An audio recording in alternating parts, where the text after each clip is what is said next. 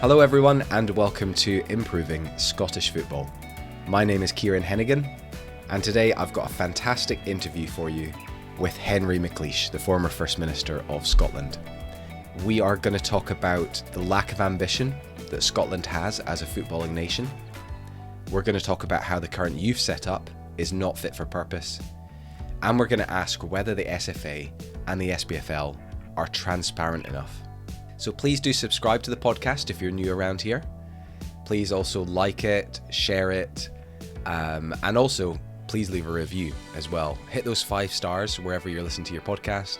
You don't even have to write anything down, just hit those 5 stars and that would be much appreciated. Let's keep this going.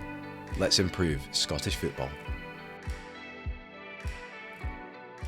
Right, hello everyone. I'm delighted to be sitting down in person with Henry McLeish. So first of all, Henry, how are you?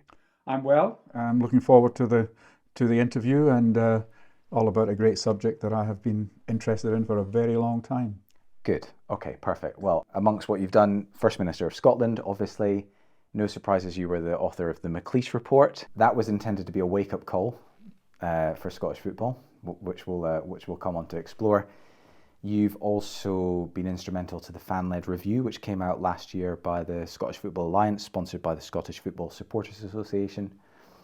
And also, if we rewind further, you left school at 15, you signed for Leeds United, and you played over 100 games for East Fife.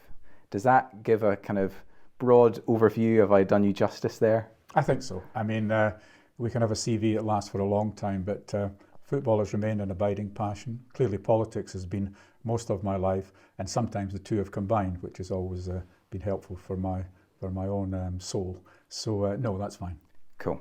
So, let's talk about your playing days first, if you don't mind. Did you play in the top flight, for instance, with East Fife? Well, at that time, there's only 2 leagues. I mean, that's dating me a bit, but there's only 2 leagues, and East Fife were in the 2nd division at that time. But between the ages of 2 and 15, I did nothing but play football.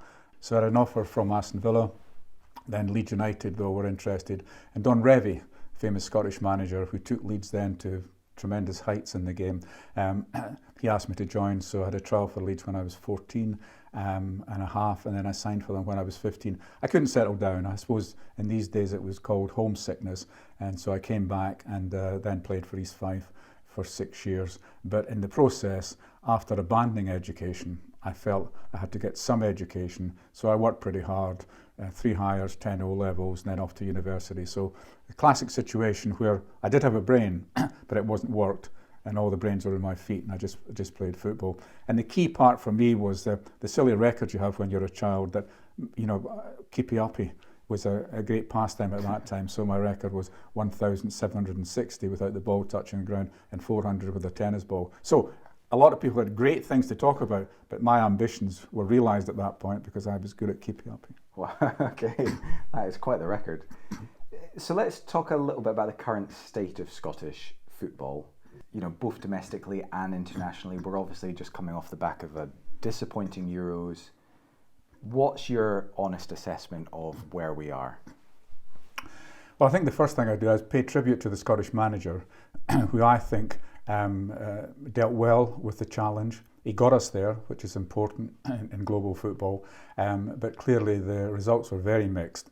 And I think the real high point of the disappointment, if that's not a contradiction in terms, was the opening game against Germany. We seemed ill-equipped, we seemed very nervous. We couldn't decide whether we should pin them down and attack or go into deep defence, hoping that they would frustrate them, and then we could, on the break, score. None of that happened, so therefore I think the actual performance was a real disappointment. On the other hand, if you take, there's 2 aspects to the World Cup and the Euros. One is getting there, and secondly, performing. Now, we haven't been in the World Cup for nearly, 26 years, and hopefully the prospects will improve. But on the Euros, we've qualified twice. So I think that we're in a situation where that has to be congratulated. On the other hand, I think against the Germans in particular, it did show some of the weaknesses of the game. And for me, and to be honest, I think a bit like England. I mean, England has many great players playing in the Premier League. But in my view, they don't have such a great team. And this was exposed by the Spanish, who, in my view, with the background of Real Madrid, the background of Barcelona, they play football. It's fast, it's zippy, ball controls, remarkable. They have the courage, they have this kind of ability to be slightly arrogant. I remember the Jim Baxter days at Wembley when he sat on the ball. You need that kind of confidence. And Spain illustrated to me what the game should be about. So I think overall, the Scottish game looks a bit dated. It's all about defending and then break. The trouble is, if you break, maybe 1 out of 10 might happen.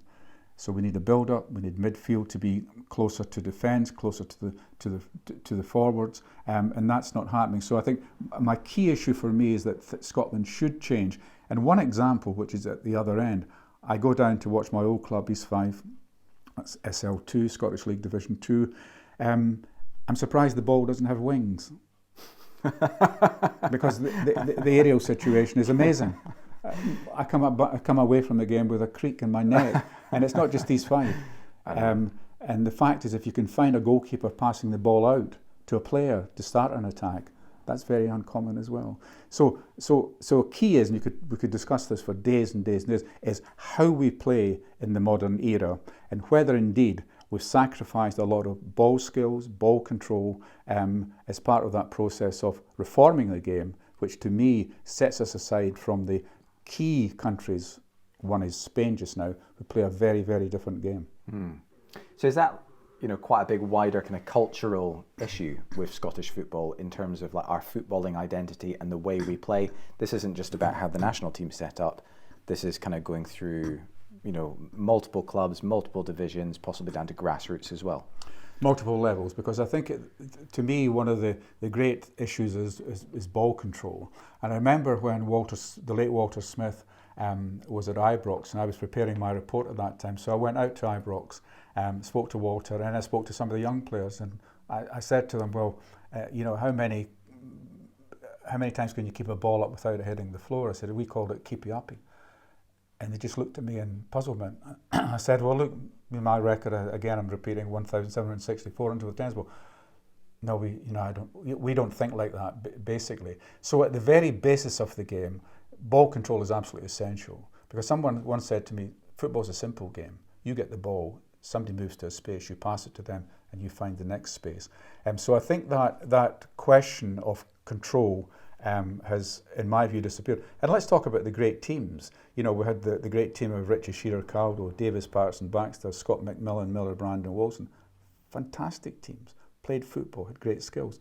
Then, of course, the Lisbon Lions, the first British team to win the European Cup, now the Champions League. And these were astonishing players. And they had skills. It was adventure. It was excitement. You had the Jim Baxters of the world. Where are we now? Now, people can say that society's changed. Perspectives of football have changed. The world has changed in so many ways. Sport has changed. That's true. But I still think the core element of the skills of the game are actually being lost.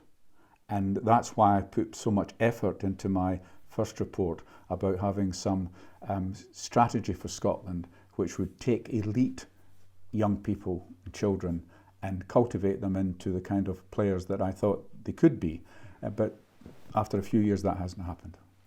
Okay, well, let's talk about that report then. So this is the McLeish report, published in 2010. And like I say, this was designed as I think it was quite widely publicised, to be the wake-up call that Scottish football needed. Tell me a little bit about how that report, first of all, came about, and what were the kind of major recommendations that you put forward. Well, the interesting start of that was, I know Ian McMenemy, who was the chairman of Stenhousemuir, and for some reason I was at Stenhousemuir, I think it was when East 5 were playing, and I made the mistake of speaking loudly to someone saying, I'd like to review the game for the Scottish FA. And I think about a week or 2 weeks afterwards, I get the call and saying, would you like to do this? So I was tremendously honoured, because if you're passionate about the game, this is a wonderful place to be. And to be fair to the SFA, I think there's something like 120 recommendations. The vast majority of them were implemented, and there have been improvements in the game. But some key elements, such as youth development, is, in my judgment, has fallen by the wayside. And in terms of many of the governance issues, I suggested a new format for how the SFA and SPFL were organised. Those haven't happened. But nevertheless, it did indicate that there were those in Scotland who wanted something different to happen. So it's a mixed view when I look back, and I still think some of the original issues are still around. And it's not requiring another report, but it's actually requiring a change of attitude on behalf of the football authorities to say, yes, we've made progress. And if you take the per capita involvement with the game, you know, we've got the highest per capita fan involvement in Europe. And, you know, that's a great plaudit for the game in Scotland. But I think we've got to look beyond that and not use it as a crutch to kind of address every issue. So what we need to do now, I think, is for the football authorities, the 42 clubs, all elements of the game to come together. And it may well be that there will be discussions ahead, and that can only be good for the game. Okay, well, let's talk about some of the positives that came out of the report. What were some of the key things that were implemented? I'm thinking here about like performance schools, for instance. Yes, I mean, all of that, I think, was important, because at the end of the day, you need to measure the progress you're making. And in terms of performance schools, and even the idea of the academies that were thought about at that particular time. And I eventually chaired one of the academies in Fife. The 4 clubs had got together, so I chaired that for a number of years. But one of the problems about that is that it comes back to the structure of the SPFL. And to put it bluntly, you know, the game, in my view, has often been run for the few, by the many, to use that old phrase. And it seems to me that Scottish football is being distorted at the present time, because in terms of the Premier League, there are 4 or 5 clubs, used to be 1 club, sometimes 2 clubs, that dictated what happened, when it happened, and equally importantly, agreed on the distribution of finance within the game. Now, I think that means then that for the Premier League, which is vitally important for Scottish football, there's just too much focus. And I suspect that from the days I was doing the review, other areas such as elite development, youth development, the wider contribution sport can make to the game, they have all been relegated in importance for driving the Premier League forward. Now, that's only my view, but when you look at the component parts of the game, you can see that much of the investment is going into that. And then we had the ridiculous situation with Deloitte's, where it was supposedly the case that a few clubs really wanted to break free, get rid of relegation and promotion, a kind of NFL type approach to life. And the amazing thing about that report is that I haven't been able to see it. No one's seen it. Nobody's seen it. And so therefore it highlights one of the key problems I think they've got, is a question of how they relate to the wider society in Scotland. And I often think that relationship is not helped by the fact that I think the SPFL and the SFA are insecure in what they're doing, and as a consequence, they have they haven't reached a situation where there's too much going on behind closed doors, and they're not opening up to the wider community, especially the fan base. Okay, well, we'll definitely come on to the kind of those organisational structures in a bit. The one of the major recommendations from the report was about youth development.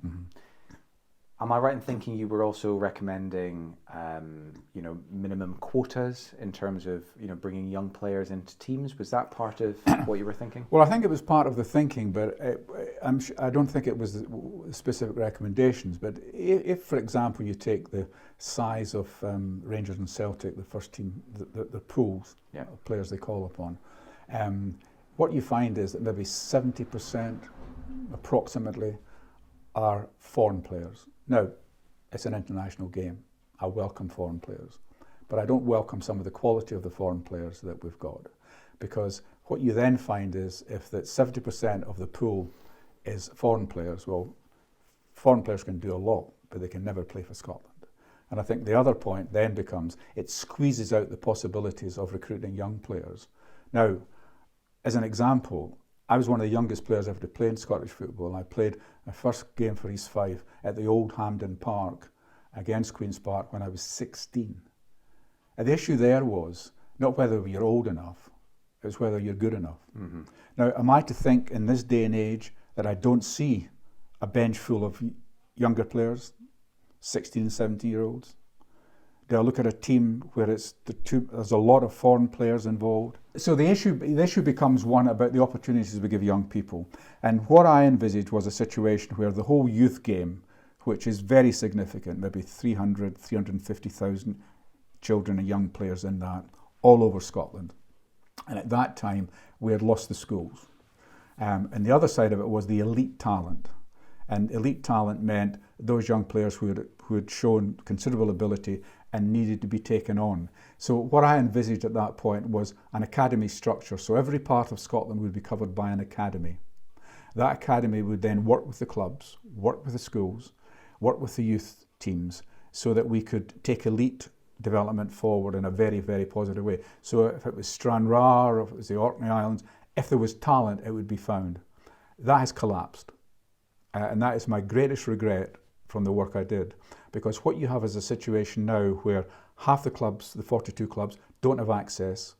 Secondly, the schools are an afterthought. Third, there's too much investment going to 4 or 5 of the big clubs, when in fact, in my view, they don't need that investment because they've got the resources. And as a consequence, that strategy that I had has disappeared.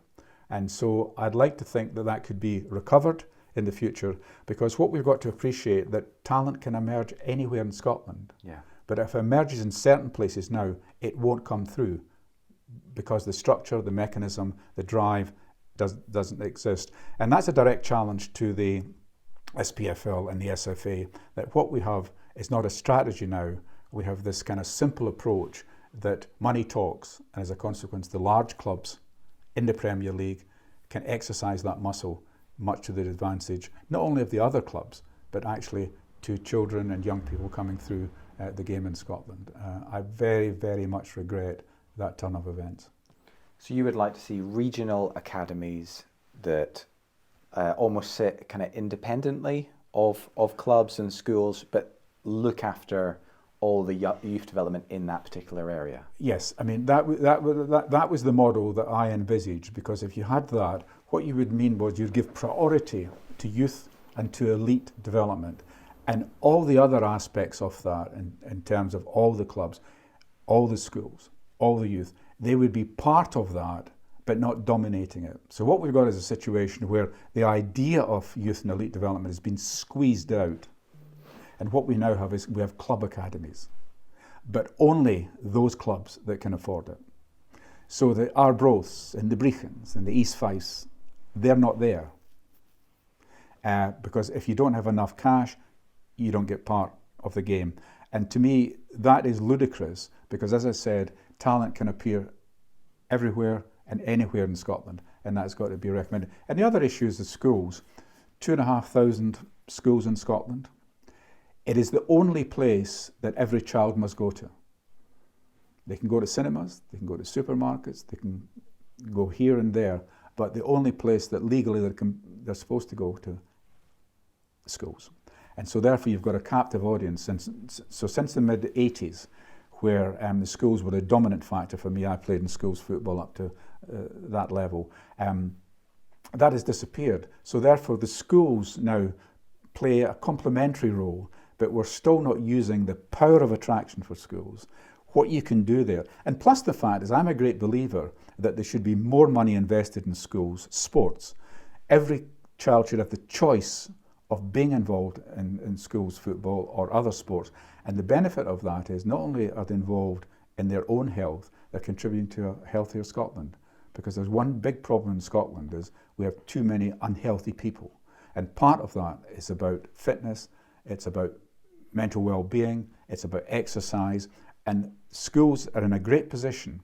And if you take now, that's 2,500 schools in primary and secondary, if you take nursery schools, if you take the vast facilities that are owned by independent schools, who I think are very willing to share, if you take universities who have got great facilities, we're in this position that some children in Glasgow, for example, are maybe paying £100 for an hour, and they can't afford it.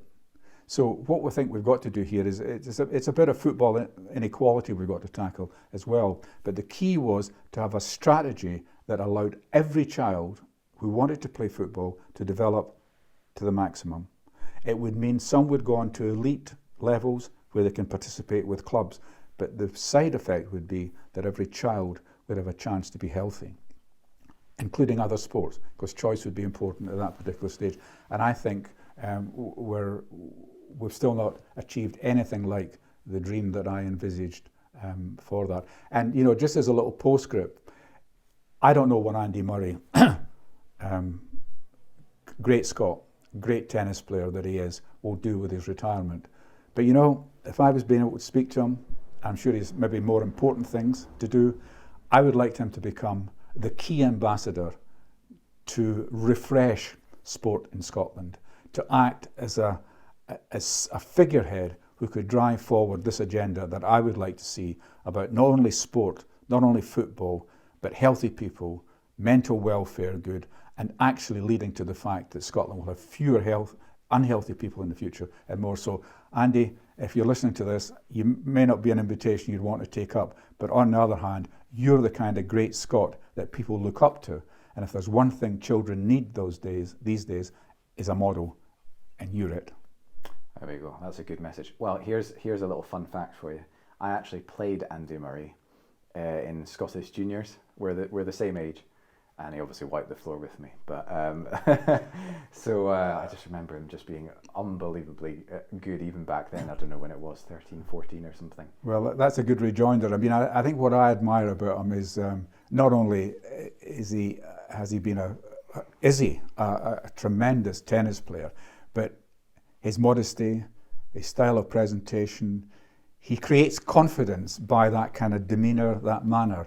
And to me, there's no one else equipped, in my view, to lead Scotland to a new promised land of sporting achievement than Andy Murray. And I would see also that kind of person being able to take Scottish football forward, because, you know, the days have changed. You know, when my grandfather played, or even when I played, it was just football. It was a fixed set of circumstances, fixed set of horizons. But nowadays, the issues of health are so important in a Scottish society which is becoming more unhealthy, that we need to think of the big picture.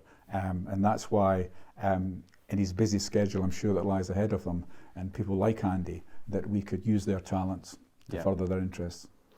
Yeah, it's a really fascinating. I mean, we could do a podcast just on this in itself, but the health of our nation, the health of our people, the health of our children is not in a good place, and hasn't been for a long time. Well, and see, the important point is that governments, national governments, that's in Scotland and London, should have a bigger role to play. Scotland has a good health service, but see, the emphasis is all on health. So what we must do is to move to prevention, primary health, public health. So therefore, the focus is on healthy people. Now, the best way to start on that is to make sure that children, as they move through life, get not only healthy food, which is about the market as well as anything else, but in my view, there should be more room in the curriculum in schools for sport. Because this idea that, we're into technology, we're into this and that, but at the end of the day, we're spending an amazing amount of money on trying to make people healthy when they become unhealthy. And the focus is, and sport has a great role to play in that. And the other issue for me is the whole question of where does sport, and talking about football, fit into that national programme of renewal in the country.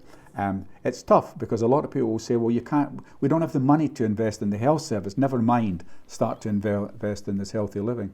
We can't afford not to.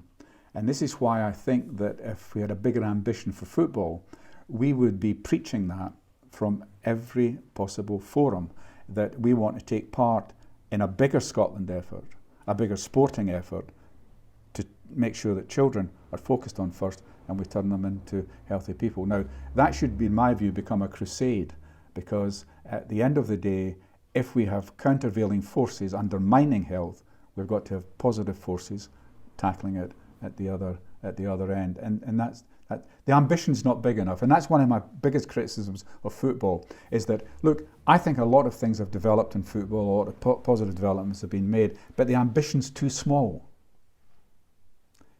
I want Scotland to be in a position, football-wise, that it qualifies for every World Cup, every Euro.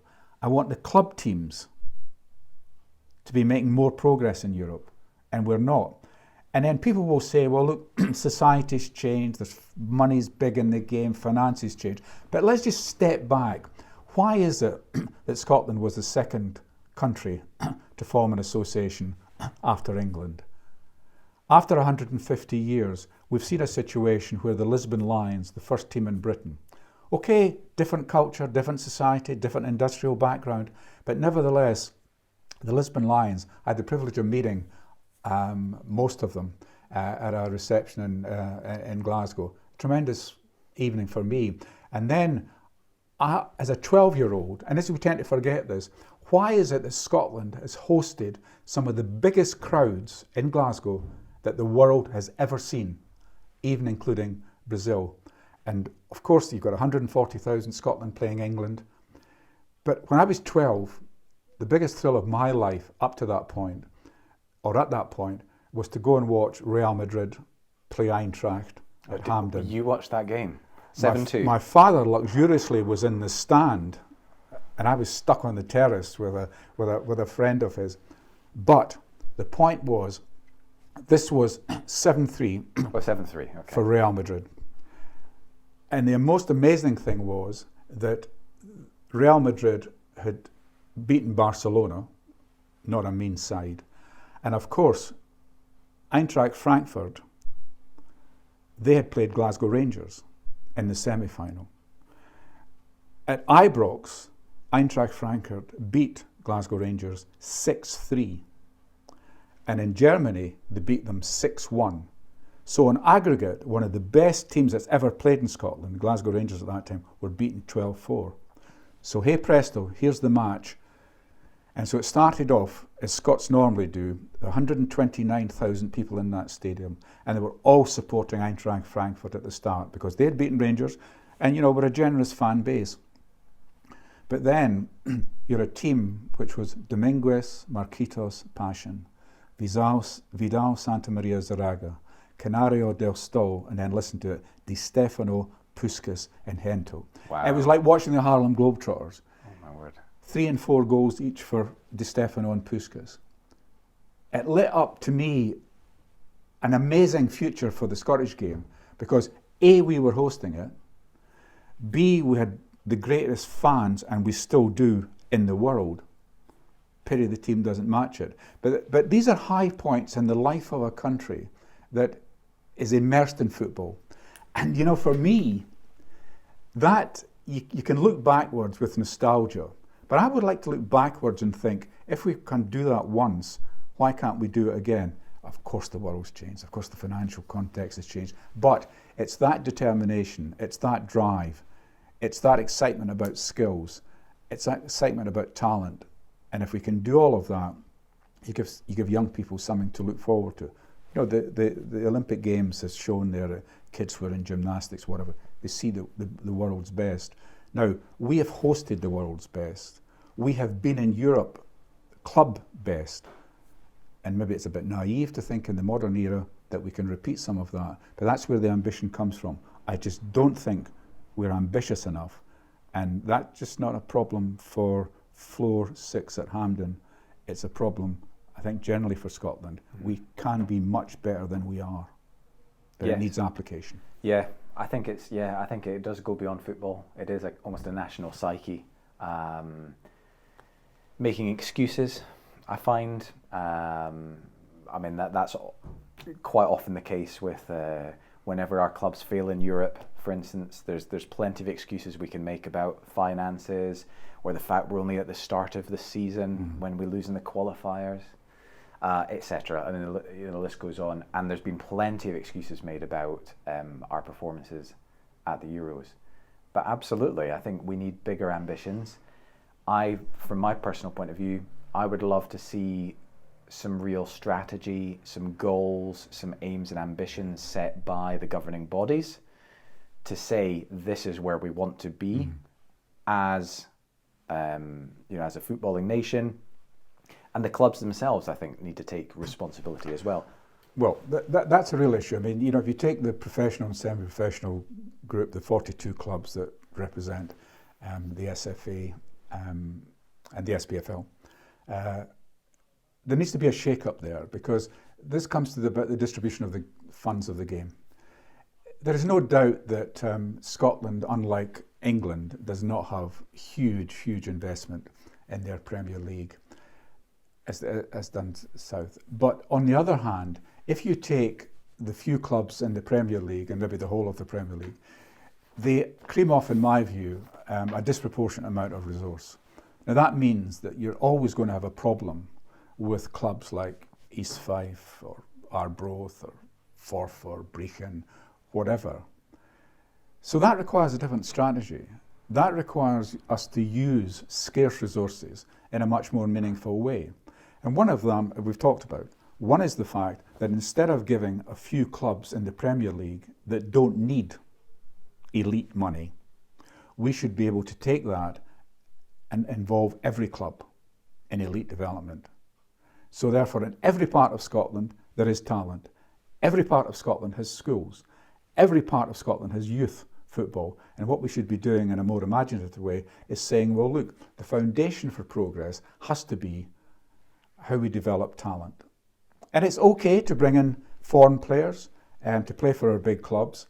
But on the other hand, we mustn't squeeze out the talent. So I want young people on the bench. I want young people in the first team pool. I want young people on the park. And the challenge is, which I think I satisfied in a different society. I was 16. I wasn't the best player in the world, but I was playing first game at Hampden Park. There was 900 attendance against Queen's Park. The pitch at that time held 138,000. But it was an experience. And it comes back to the point is, allow young people to show how good they are, not how old they are. Mm-hmm. This is a tremendous excuse to think that if you're 16 or 17 or 18, there's something wrong with you. And if you look at some of the talents that we see worldwide, a lot of them act at a very young age. And let's also consider the fact that some American ownership we have in Scottish clubs, they're not short of a bob or two, but they're taking scarce resources from inside the game. And that's why I think the whole governance of the game has got to be closely watched, because by changing how we think, we can change how we arrange, we can change how we deliver. And it's that kind of inertia point that worries me, that we don't engage. It's not like politics, it's not like industry, it's not like business, because one of the great assets about football is it's about winning and losing, it's about clubs, SL1, SL2, Championship, Premier League, but it's also about culture, community, history, priceless assets, priceless achievements. And the museum at Hampden Park is just one example of how we should take a pride in where we've been, but a much more enthusiastic grasp of where we're going. And it's not happening. Yeah, completely agree. And I think, for me, there is so much focus on our history of all the achievements that we've had, and obviously always looking back on the 80s as possibly the last great period of Scottish football, and the triumphs of Aberdeen, etc. But I think one of the main reasons we look back on those periods, the 60s, 70s, 80s, with such fondness, and they're so front and center of media, is because we haven't had anything to shout about since then, really. Well, those who do not have enough faith in the future have to dwell on the past. Even in politics, I mean, there's so much delusion around. So much, with the UK government in particular, let's just, for a brief second, about empire, about delusion, about we still run the world, we still want to be this, still want to be that. That's not the objective of Denmark or Sweden or Finland or Norway, they have pride in what they can achieve. And to me, that there's a comfort. I find it comforting to talk about the past, because the past was really glorious as far as Scotland's concerned. But what we need to do is not take the total past, but to extract or extricate from that, why was that glory happening? Now, you can transfer some of these ideas to the modern setup. Of course the world is different, in so many ways. But what were the key ingredients? Vision, ambition, aspiration. If you're good enough, you're old enough. Some old-fashioned ideas, but now we're so taken over by big money, big this, big that. And I come back to the SFA and SPFL. They've got a tough task. They've got that history behind them. But what they've got to do clinically is to look into that past, extricate what they can consider for going forward. And I don't believe, for example, that the DNA of talent that was around in Scotland, with the Jimmy Johnsons, the Jim Baxters, has disappeared. It's gone. It's too easy. And I think what we need to do is to put more faith in young people, as the Spanish have done successfully with that young player. Have faith in youth. Have faith in organisation. And one of the things that may have to happen, I fear, is if the football authorities don't take don't take a better interest in youth and elite football, it may have to be run by an arm's length organisation, still involved with the football authorities for investment and for the game, but actually ownership and responsibility being with a group that have the kind of qualities that I've talked about. And I'd like to go even further and say that the current youth setup in Scotland is not fit for purpose. It's, you can have terms that you can use in broadcast or on television to kind of move around the subject, but it's better just to say it's not fit for purpose. In fact, I go as far as to say that the setup within the SFA and the SPFL just now is quite insulting to the bigger vision that Scotland should have in terms of the governance of the youth game, in terms of its organisation, in terms of its investment. And in that, I have to say to Sport Scotland and the Scottish Government, they have to look much more closely at what they're investing in to make sure that finance that is earmarked for youth goes to youth. And despite the fact that we're far into the interview, the women's game is another classic example of how they've overcome massive prejudice amongst males in Scotland. 100%. It's maybe part of the age we're living in, but their game has been successfully established, successfully developed within the league, within the setup, and I think they've got an incredible future. Why have they got an incredible future? First of all, if men are playing football, why shouldn't women? Secondly, if you look at some of the games that have been involved, they show there's great skills. Why am I surprised? They've never been given the chance before, but now they have. And I think they've also taken some courageous decision, whilst the SPFL is quite keen to use gambling. And you cannot associate gambling or alcohol with sports. It doesn't work. They've said they don't want gambling as an association. So they've got a bright future for me, and it does mean that in schools now, it's not just a matter of saying, well, that if we invest in boys' football, the girls will be at a disadvantage. No, we can invest in both, and that will be healthier. And if you look at the United States, there's great energy going into the girls' game, as they call it, but the women's game here. But it's another big challenge that in the world we're living in the massive changes, it is really fantastic that women, young girls, are going to have the same opportunities in this sport as they have in every other sport. And it's only male prejudice. It's only a kind of masculine world that we think we live in that prevents a lot of that from happening. But it comes back again to a question of attitude, ambition, aspiration. And, Scotland, the nation, we don't need to talk about devolution or independence or federalism or whatever. We need to concentrate on the people of Scotland. And if you take the 5.6 million, that's where our future lies. How best we use that talent, not just for football, but in terms of progressing our economy, our society, our constitution, our democracy.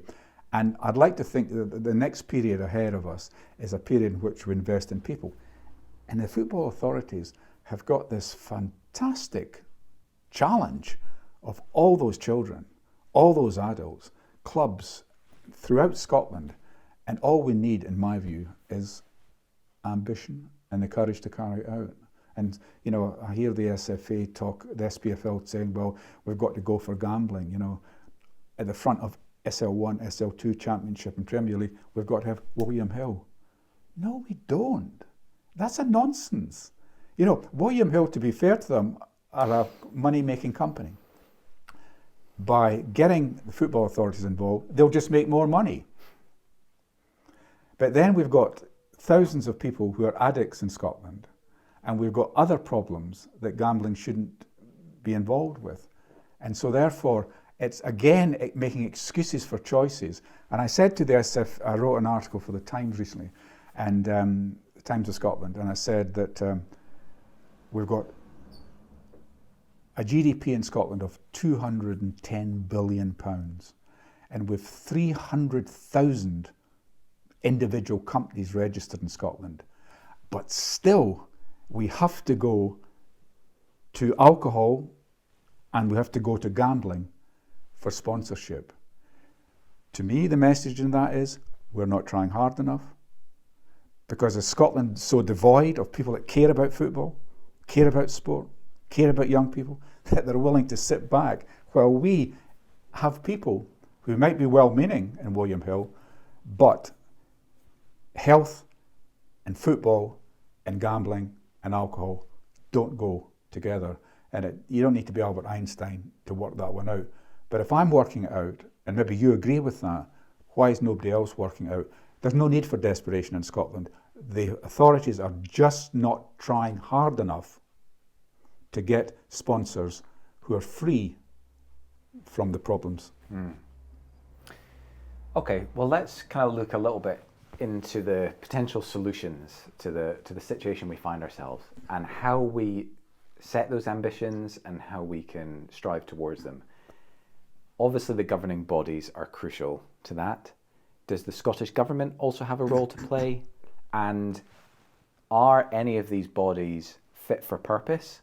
Or does there need to be, you know, major reorganisation, new leadership? How do you see it? Well, I think the first point is in terms of the governance of the game. My concern was a decade ago, well, more than that now, that there was a danger that the SPFL and the SFA would get too close to each other. The SFA have a different role in Scotland. They are the custodians of all football in Scotland. The SPFL only have an interest in the 42 clubs that are part of it. But what has happened in recent times is there's been, sadly, an opportunity for people from the SPFL to get involved with the SFA. So my concern is that, let me put it strongly, that the SFA have been partly taken over by the SPFL. Now that should never be the case, because the SFA was established first, the league setup was established, but the ultimate arbiter of the issues we've talked about in terms of youth, in terms of investment, are with the SFA. And I think the SPFL have too much of an interest that then is able to divert resources from the wider kind of panoply of Scottish football, it needs investment, to one where there's investment in the SPFL at the expense of all of that. So that needs to be tackled. But I think the second point is that the 42 clubs have got to be stronger and think for themselves, because they're often at Hampden where decisions are made behind closed doors. The 42 clubs are invited to just agree to what's been agreed privately without demurring. And the recent issue where 5 of the clubs in Scotland decided to attack the governance of the game, they were quickly quietened down. they made their points, including Hearts and Aberdeen, that the game wasn't fit for purpose, the governance wasn't good, etc. All of a sudden it disappeared as an issue. And what we've got to have to achieve change is more courage on the part of the SPFL clubs and the three other leagues. Now, they say to me that we can't do that because basically a lot of them think they're getting crumbs off the table just now. And a lot of them think if they speak up, they'll get fewer crumbs. Now, that is a ridiculous posture to adopt. So what I want is a bit more bravery, a bit more courage, a bit more willingness to fight for some of the things I've talked about. Because if you take the clubs that I've mentioned, they will become beneficiaries of a better distribution system and more finance for young people in their particular areas. So that, I think, organisationally needs to be approached. And again, it's not saying that there haven't been positive developments, but they've not been enough, and there's still much more work to be done. So people who think that I'm highly critical, as I am, of the authorities, it is because I think they can do better. Yeah. You know, it's not. I'm not saying that, you know, people have to disappear or people have to be changed, etc.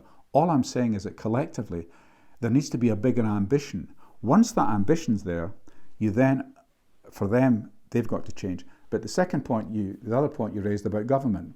Now, the government invests in Scottish football, rightly so, and take an active interest in it. But again, there's got to be accountability for the taxpayers' money that's invested in the game. And again, there's not a lot of transparency. Sport Scotland is also investing a considerable amount in the game. Again, they've got to watch for the accountability. Where is it being spent? Is it being used in the ways that they intended? I've no reason to doubt that it is. But on the other hand, this whole system of public investment, which is the Sports Council, must be more closely looked at. And I also think then that the authorities themselves have just got to be far more transparent. I mean, if they're probably doing things, they've no reason for hiding some of these discussions, doing some of these things. But if they're not going to the wider public or the wider fan base, then you start to think, well, am I missing something? Or is something happening that I'm not knowledgeable about?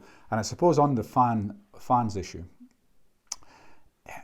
the fans are so crucial. We talked about earlier about they contribute to the game, they pay money, but they also contribute informally through sports on television, etc. But they're just not hooked into the game. Even at club level and at national level in terms of the FSA, Supporters Direct and the SFA, we're not privy to what we should be because it is run very secretively, and as a consequence, it's not that anything might be going on, but on the other hand, it breeds suspicion. Yeah. And that's not good or healthy for anyone. So again, I'd just like to think that in terms of the structures of the game, we should move them on. But if there's one issue that they've got to accept is that the youth game is not in good shape. Schools are not, in my view, and I think Alec Ferguson's reinforced that point, that schools are not included to the extent they should. So what we need is a complete re-look at the youth game, and that would of course involve the elite game.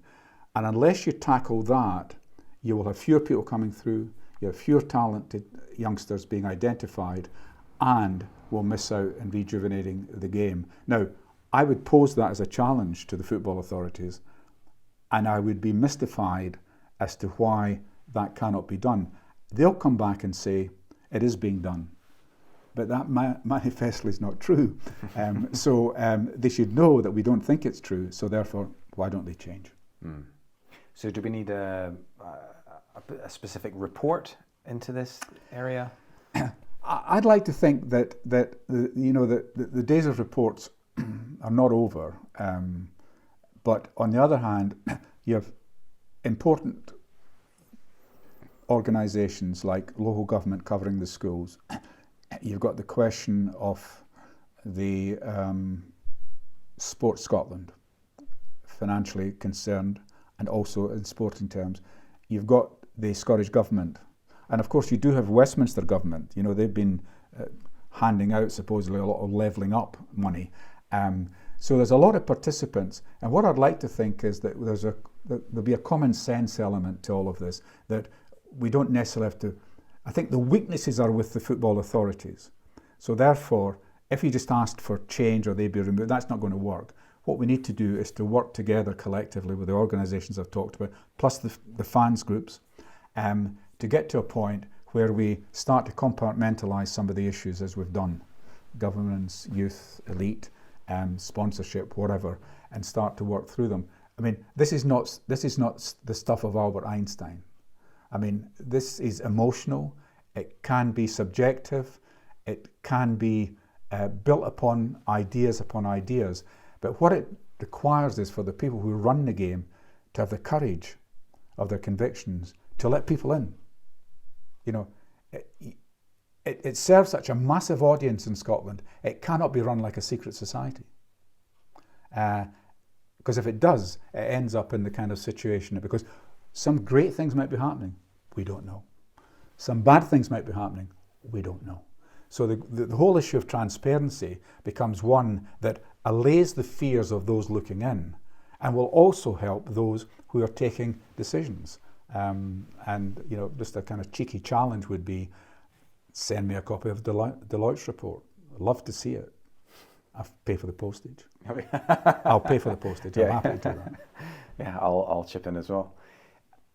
Do you understand, though, that, you know, there's probably like a fear potentially with the governing bodies of letting people in,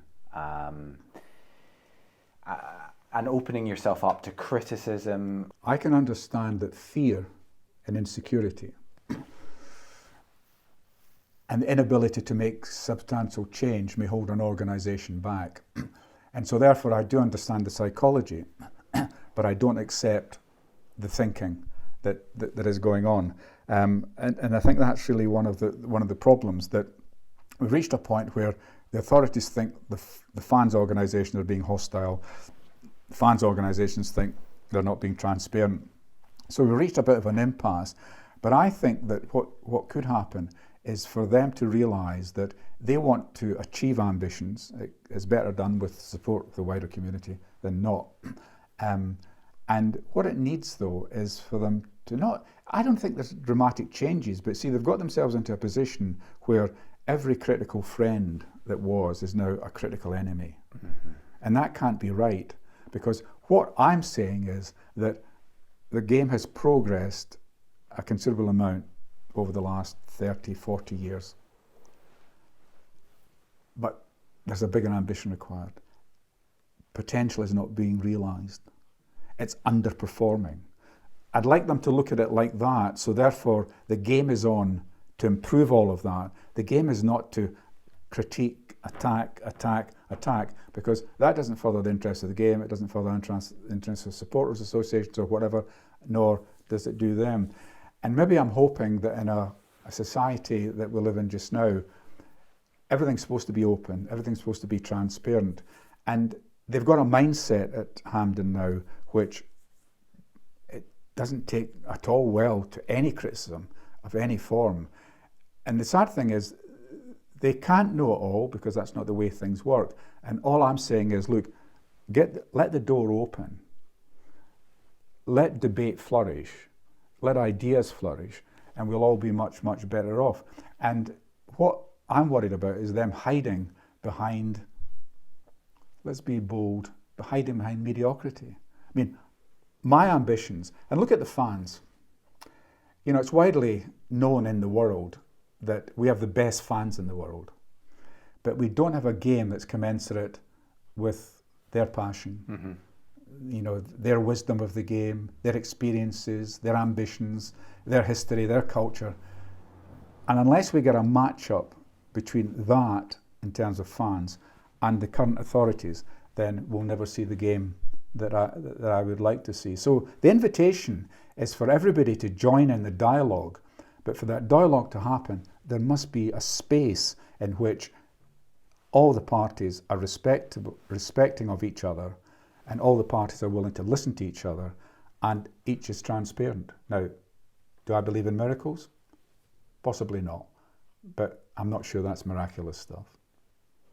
Well, Henry, I think that's probably a good place to kind of leave the podcast. Before we go though, is there any other kind of major issues or anything else you would like to kind of talk about? No, I mean, I think that, I do think the future is about health. Scotland has a lot of unhealthy people. We're not highly regarded in Europe as having healthy people. We have a good health service, but the aim of the future is to make people healthy and stop people becoming unhealthy. And that means we start with young players, young people, children, young people, then adults. And the reason I say that is that sport has got such an amazing role to play in all of that. It has a lot of respect, a lot of resources, a lot of ideas. So that's as we go forward. But I think the second point is that I'm a measured, I think, football fan. I want Scotland to win. I'm more interested in Scotland winning than any particular club, although I have a lot of sentiment for my old club at East Fife at Methil. But I just believe football is such a game of fantastic potential involving large numbers of people that the good we can do should be the spur that we need to make the changes that a lot of people want. Brilliant. Well, that's very well put. Listen, thank you so much for having me around. And thank you for the interview, and look forward to listening.